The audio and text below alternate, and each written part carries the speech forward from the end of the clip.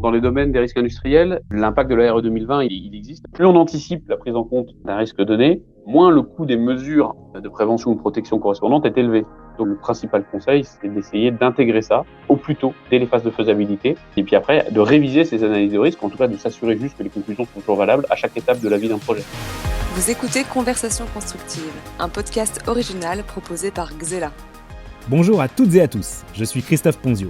L'acte de construire est aujourd'hui en perpétuel mouvement.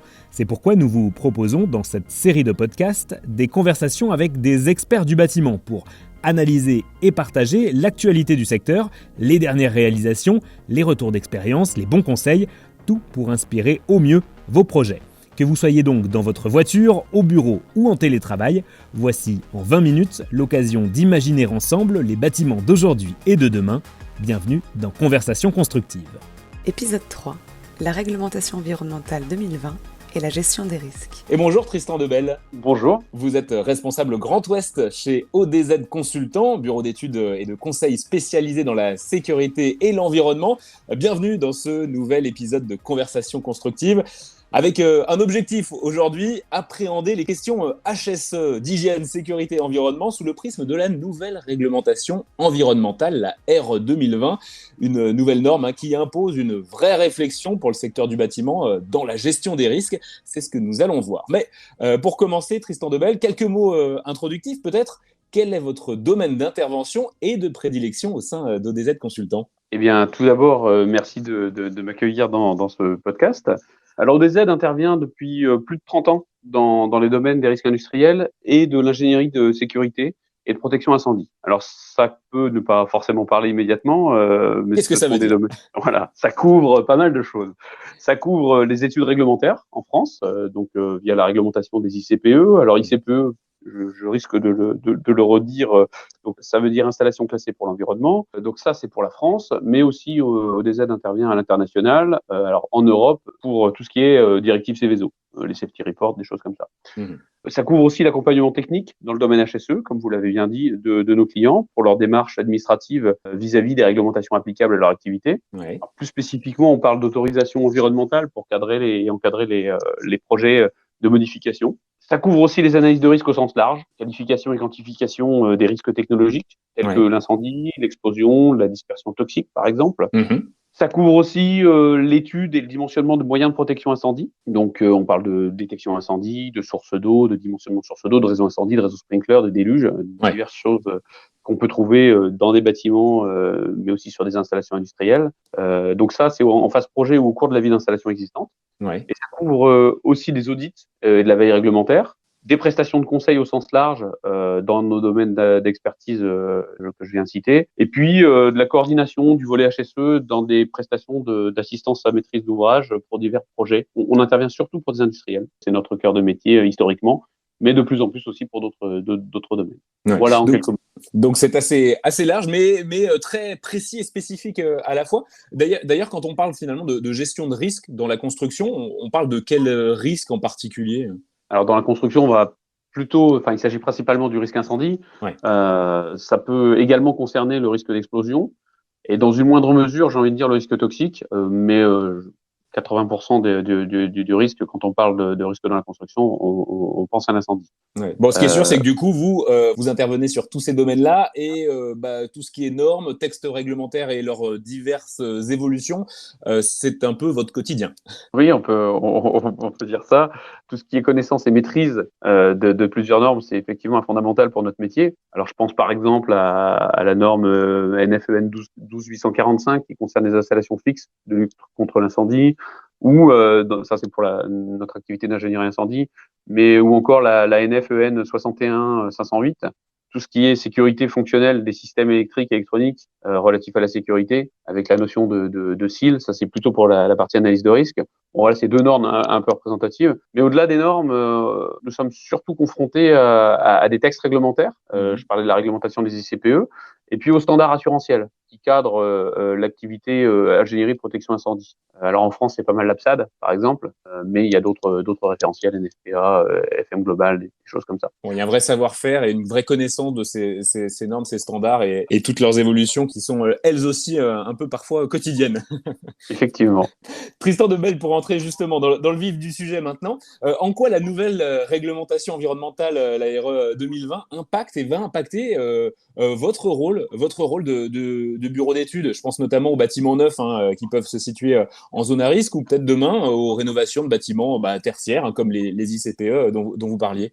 Eh bien, dans la mesure où nous ne sommes pas un bureau d'études thermiques, l'impact de la RE 2020, il n'est pas direct, mais par contre, il existe bel et bien. Oui.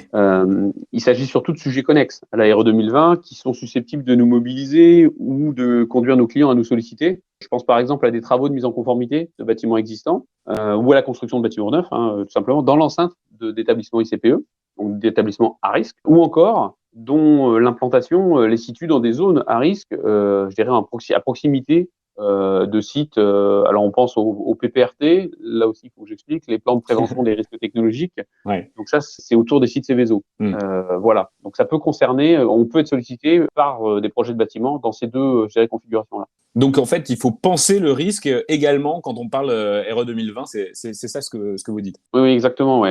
Je parlais des PPRT, la mise en œuvre de ces plans de prévention, donc des risques technologiques. Pour la petite histoire, ils ont été introduits par la loi du 30 juillet 2003, donc la loi dite Bachelot, qui était, je dirais, qui succédait à l'accident tristement célèbre d'AZF en 2001. Et cette loi, elle prévoit en effet des contraintes spécifiques de renforcement du bâti dans certaines zones. Donc, les aménagements concernés ont pour objectif de limiter ou de prévenir l'impact de certains phénomènes dangereux sur les populations autour des sites Céveso. Ce qui veut dire que concrètement, comment les risques technologiques, environnementaux, ceux dont vous parliez, doivent être pris en compte par les professionnels de la construction dans le cadre de l'application réelle de la RE 2020? Tout d'abord, en intégrant le principe de ce qu'on appelle l'analyse des risques dès les phases de faisabilité, puis de conception d'un projet. À ce stade, l'environnement du bâtiment ou de l'installation doit être correctement décrit pour qu'on puisse identifier les types de risques et d'agressions externes qui pourraient s'appliquer aux structures et aux équipements. Donc ça, c'est vraiment le point préalable. Ça veut dire qu'autour d'un site, d'une construction à venir, il faut identifier un site de méthanisation, par exemple, qui peut avoir un impact sur cette construction. Ça veut dire quoi? Oui, c'est ça, exactement. Et vous parlez d'un site de méthanisation. Un site de méthanisation va générer potentiellement, évidemment, on parle de phénomènes accidentels qui sont très peu probables, qui sont bien cadrés. Mais néanmoins, on doit prendre en compte la possibilité d'un accident. Et pour un site de méthanisation, on aurait la dérive d'un nuage inflammable, par exemple. Donc, si nuage inflammable, est-ce que le projet envisagé à proximité est compatible avec l'existence de ce nuage inflammable? Ne pas apporter de nouveaux points d'ignition, ne pas générer d'encombrements supplémentaires qui pourraient, je dirais, rendre une explosion plus grave qu'elle ne le serait sans le projet. Donc ça doit être intégré absolument dans l'étude de faisabilité. Oui, exactement. Après, de cette étude de faisabilité, des conclusions de cette analyse de risque, on établit un cahier des charges précis, des contraintes qui s'appliqueront aux structures et aux équipements. Parce que c'est pas parce qu'il y a un risque qu'on ne peut rien faire, mais on doit le prendre en compte. Et donc, on liste tous les requis en termes de protection des personnes en fonction de l'usage du bâtiment et de l'installation. Et des biens aussi. On parle essentiellement de protection des personnes dans notre métier, mais on a aussi le même type de problématique par rapport à la protection des biens. Cette liste d'exigences, elle découle à, je dirais, un éventail de choix de matériaux possibles, compatibles avec les risques, avec l'activité de l'installation. Et on peut aussi prévoir des aménagements nécessaires pour garantir la sécurité des personnes. Je pense particulièrement à tout ce qui est des enfumages, le type, le nombre, la surface d'implantation des exutoires, ou encore la stabilité au feu des structures. Donc là, on pense à une logique d'évacuation. La structure doit tenir le temps que les personnes puissent être mises à l'abri. Donc là, par exemple, sur les structures, on pense RE 2020, j'allais dire spontanément peut-être ossature bois. Là, on se dit attention, il faut prendre en compte aussi ces risques-là dans le choix du matériau. Exactement, vous mettez le doigt effectivement sur un sujet bien connu de la RE 2020 et du bois, des matériaux, des bâtiments à ossature bois. Il y a beaucoup de développement actuellement sur le sujet, d'essais, de tenue au feu, parce que effectivement, qui dit bois dit dans l'inconscient collectif, je dirais combustibilité évidente. Or, c'est pas toujours le cas justement. Le bois peut être rendu, je dirais, dans certaines conditions, incombustible, ou en tout cas présenter une résistance suffisante à l'incendie, et donc est compatible dans ce cas-là avec l'usage qu'on projette. Oui, Et puisque donc tout finalement, ça, c'est la question de cette compatibilité des matériaux, quels qu'ils soient, ou des équipements d'ailleurs, utilisés, qui doit être anticipée au mieux et exactement, analysée en amont. c'est ça. Et il s'agit ni plus ni moins, je dirais, que le fonctionnement classique d'un projet d'ingénierie, mais en l'occurrence étendu au domaine de la sécurité et des risques. Ce qui veut dire que, par exemple, pour je sais pas, un lotissement qui serait situé à proximité d'un site Céveso, qu'est-ce qu'on fait, qu'est-ce qu'on oublie? On oublie et on tire un trait sur les matériaux biosourcés inflammables, on oublie les panneaux photovoltaïques ou les fermes solaires qui pourraient du coup être compatibles RE 2020, mais qui n'appréhenderaient pas tous ces risques. Qu'est-ce qu'on fait? Non, non, non, alors pas du tout. Mais par contre, ces risques doivent être pris en compte. L'analyse de risque, initialement, dont on a parlé avant, doit être faite. Elle est indispensable pour s'assurer de la bonne adéquation des installations avec leur environnement et leur usage. Mais une fois que ça c'est fait, non, au contraire, l'analyse de risque, elle peut permettre aussi, puisque, enfin, elle peut interdire, elle peut contraindre, mais elle peut aussi permettre de dire, on a fait cette analyse, on a fait le travail de vérification, et parce qu'on l'a fait, on s'autorise tel ou tel matériau. Donc, vous parliez de panneaux photovoltaïques, l'implantation, l'installation d'une ferme solaire, par exemple, à proximité d'unités de méthanisation, ou, comme vous le disiez tout à l'heure, ou carrément d'une unité industrielle qui pourrait générer un nuage dérivant, un nuage inflammable, on doit s'assurer que les panneaux photovoltaïques ne vont pas générer de sources d'émissions supplémentaires. Donc là, on parle d'ATEX, on parle de conformité de matériel électrique, des choses comme ça. Et après, d'aggravation ou pas du phénomène d'explosion par le confinement offert par les panneaux, par exemple. Mais il y a d'autres types. Je dirais, on peut imaginer aussi un bâtiment, contrario, qui vient s'installer dans la proximité d'un site Céveso qui génère un risque toxique, par exemple. Oui. On parle plus d'incendie. On peut avoir un nuage toxique dérivant à de grandes distances et qui peut couvrir le bâtiment projeté. Et là, on va parler plutôt de confinement ou d'évacuation des personnes, donc prévoir ventilation, arrêt de la ventilation, pièces de confinement, enfin ce genre de choses. Et donc toujours l'anticipation, prévoir et anticiper ces risques pour être bel et bien conforme avec la réglementation environnementale. C'est ça, exactement. Ouais. Tristan Debel, parlons solutions à présent, parce que c'est vrai que on se dit que cette réglementation, quand on la met en face de cette gestion des risques, elle peut être encore plus contraignante. Mais il y a des solutions. Comment on fait en sorte de respecter la RE 2020? Quelle est la clé? Est-ce que ça doit être cette question des matériaux qui doit être centrale? Oui, à la question des matériaux et de l'adéquation des matériaux, leur choix, elle est centrale, toujours en lien, et elle découle de l'analyse des risques dont on a déjà largement parlé, effectivement. Mais naturellement, la nature et le comportement des matériaux au feu, par exemple, sont des points essentiels. Pour un même usage, il conviendra de privilégier non seulement les matériaux incombustibles, mais également de les choisir en fonction de leur résistance au feu, par exemple. Combien de temps vis-à-vis des requis, des attentes et de l'usage. Par exemple, le recours aux Euroclasses est une bonne approche. On a différentes comportements de matériaux.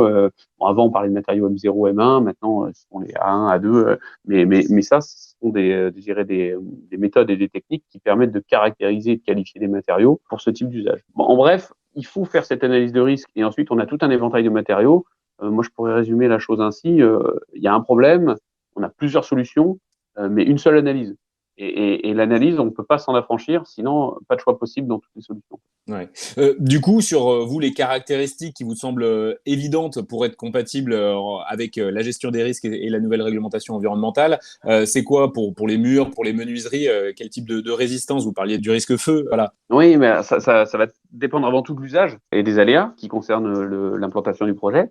Effet thermique, transitoire ou non. Un effet thermique, ça peut être de courte durée ou ça peut être continu. Des effets de surpression, on a parlé de toxiques.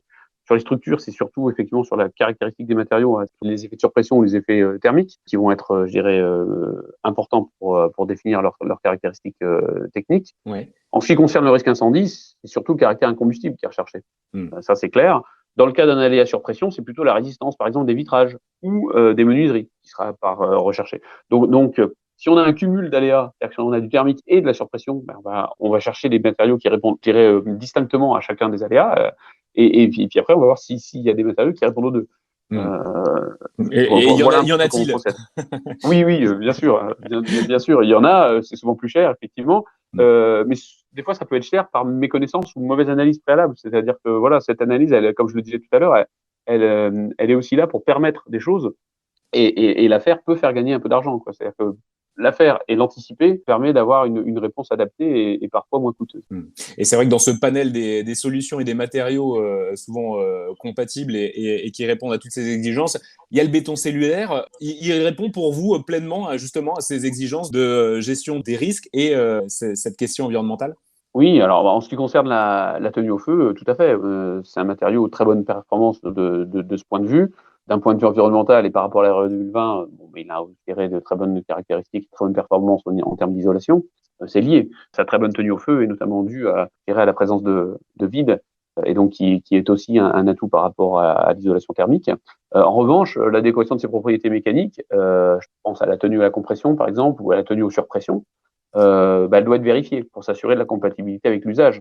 Est-ce que si on veut, en termes de murs porteurs ou en termes de murs exposés à des éventuelles surpressions accidentelles, dans le cadre d'un PPRT, autour d'un site Seveso, c'est des choses qui doivent être vérifiées. Mais oui, pour répondre à votre question initiale, le béton cellulaire, de notre point de vue chez ODZ, et nous on l'utilise et on le préconise plutôt comme ça, par rapport à ses propriétés de tenue au feu, et le fait de pouvoir faire des écrans thermiques qui masquent tout ou partie d'un objet rayonnant, donc un feu, des flammes. Ouais, donc choisir le bon matériau, le béton cellulaire en est largement un. Et puis toujours, quel que soit le matériau finalement choisi, faire ses études en amont de chaque projet, c'est vraiment important pour être en phase avec ce nouveau cadre réglementaire. Hein, c'est ça. Avec un vrai rôle d'ailleurs des industriels dans cette mise en application. Oui, bien sûr, les industriels sont au cœur de ces démarches. Après, au même titre que d'autres acteurs, tels que l'administration, les gestionnaires de projets, le risque doit être intégré en fait et analysé à la fois en amont et en aval de la réalisation d'un projet. Et de ce fait, il convient d'impliquer tous les acteurs, en amont, en aval, donc l'administration aussi dans la validation des solutions proposées. Je pense aussi aux SDIS, je pense des acteurs de ce type-là, mais aussi les gestionnaires de projets qui peuvent se reposer sur de l'assistance à maîtrise d'ouvrage ou des bureaux d'études tels que le nôtre, mais ils ont aussi un rôle à jouer parce que ils gèrent un nombre de projets assez conséquent et ils doivent tirer l'expérience d'un projet sur d'autres. La zone de construction est primordiale. Il faut l'analyser. C'est vrai que on le rappelle, la RE 2020, elle a 3 objectifs pour arriver à cette neutralité carbone en 2050. Il faut décarboner l'énergie avec cette priorité à la sobriété énergétique, diminuer l'impact carbone dans la construction des bâtiments et puis garantir la fraîcheur en cas de forte chaleur. C'est le fameux confort d'été. Tout ça doit être pensé en fonction de cette zone de construction. On le disait, en fonction de là où on va mettre le bâti. Oui, tout à fait. Effectivement, les enjeux à proximité, les aléas préexistants au projet sont susceptibles de générer des contraintes plus ou moins fortes sur le projet de bâtiment ou de nouvelles installations. Donc oui, ça doit être pris en compte et c'est une partie importante. Après, évidemment, il y a d'autres facteurs qui interviennent, mais bien sûr. Pour conclure, Tristan Debelle d'ODZ Consultant, quelle est, votre vision de cette gestion des risques dans ce nouveau cadre qu'est la RE 2020 ? Selon moi, les principes classiques de gestion du risque qui sont établis de longue date, en partie dans le domaine, en particulier dans le domaine industriel, ces principes doivent être appliqués, comme pour toute autre réglementation ou évolution réglementaire ou normative. De cette façon, les différentes problématiques elles seront anticipées et la mise en œuvre pourra être adaptée au cas par cas en adéquation avec les risques. Donc voilà comment je vois pas un traitement spécifique et particulier de la RE 2020, mais plutôt un traitement systématique, comme toutes les nouvelles, modifications du cadre réglementaire ou normatif. Elle est intégrée naturellement, finalement, dans les études, dans toutes les étapes de la construction. Il faudrait que ça soit naturellement, oui, tout à fait. Vous êtes là pour veiller au grain, j'allais dire. Quel conseil, justement, vous donnez aujourd'hui aux maîtres d'ouvrage et aux maîtres d'œuvre qui nous écoutent, à tous les professionnels du bâtiment et de la construction ? La gestion des risques, donc, elle doit faire partie prenante du projet pour qu'il soit compatible avec la nouvelle réglementation. C'est ce qu'on disait, il faut vraiment avoir ça en tête constamment et que ça soit vraiment pas une contrainte, mais que ça soit naturel et fluide. Oui, c'est ça. Moi, je leur suggérerais d'anticiper au maximum. On l'a déjà dit, mais effectivement, l'identification des risques, leur prise en compte au travers des analyses de risques spécifiques dont on a parlé. Alors, inutile de sortir la grosse armada systématiquement. Un des principes fondateurs de la réglementation des ICPE, par exemple, c'est celui de la proportionnalité aux enjeux. Donc, quand on dit analyse de risque, c'est pas forcément un gros mot, ça peut être quelque chose de fait rapidement, mais le fait de l'avoir fait, d'avoir procédé à cela, ça ouvre des portes. Et j'ajouterais comme conseil qu'il est connu dans le domaine de la gestion des risques que la marge de manœuvre et les coûts potentiellement induits sont inversement proportionnels dans la vie d'un projet. Plus on anticipe la prise en compte d'un risque donné, moins le coût des mesures de prévention ou de protection correspondantes est élevé. C'est une courbe de principe bien connue des hommes de projet. Donc effectivement, le principal conseil, c'est d'essayer d'intégrer ça, comme on le disait, naturellement, au plus tôt, dès les phases de faisabilité, et puis après, de réviser ces analyses de risque, en tout cas de s'assurer juste que les conclusions sont toujours valables à chaque étape de la vie d'un projet. Et ça, évidemment, pour respecter ces nouvelles normes et puis arriver quand même à cet objectif aussi qui doit être vertueux de la neutralité carbone en 2050. Exactement, c'est ça, on s'y efforce. Merci beaucoup Tristan Debel, invité de Conversation Constructive. Merci pour ces lumières et cet éclairage passionnant. Et merci à vous, c'était un plaisir. Je rappelle que vous êtes responsable Grand Ouest du bureau d'études et de conseil ODZ Consultant. Merci pour cet échange instructif à bien des regards et puis d'avoir partagé votre vision avec nous. De rien. Merci de nous avoir suivis. Conversation Constructive, un podcast à réécouter, à partager chez vous ou sur votre chantier quand vous le voulez. À bientôt. C'était Conversation Constructive, un podcast original proposé par Xela, à retrouver sur toutes vos plateformes d'écoute préférées.